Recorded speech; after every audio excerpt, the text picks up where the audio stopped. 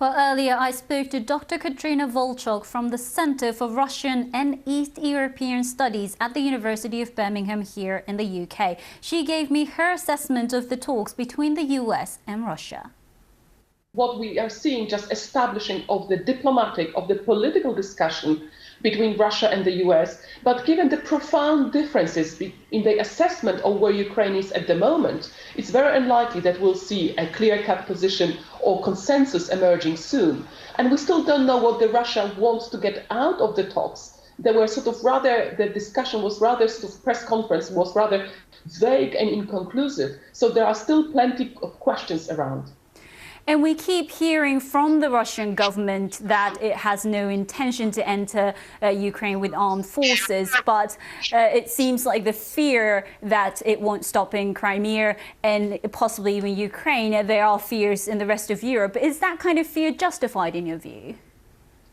Yes, unfortunately, despite Russia's proclamation that it has no intention, I'm afraid Russia has very low credibility when it comes to just declaring things. It's really when we see those troops moved away from Ukraine's border that, the trust is going to be reestablished, that what Russia says and what it does, there is no actually gap between them. So in that respect, still Russia seems to be using the presence of the Russian troops and the possibility of invasion sort of as a bargaining chip vis-a-vis the West.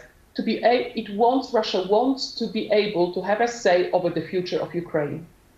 You said we still don't know what Russia wants out of those talks, but is there a possibility that they would withdraw those troops? Because that is essentially what the US and the West and Ukraine are asking, isn't it?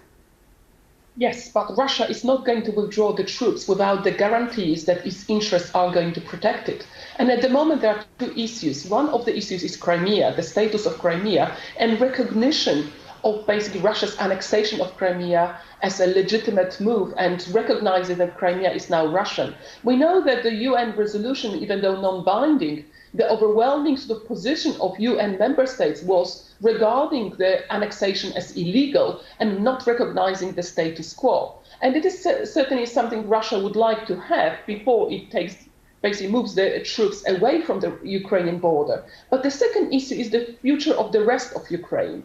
And Russia has made the two proposals with regard to neutrality of Ukraine, but also it asked for federalization of Ukraine as it is. And those are the demands which the US will find very difficult to provide any guarantees. And without those demands met, it's very unlikely that Russia will agree to to de-escalate the crisis.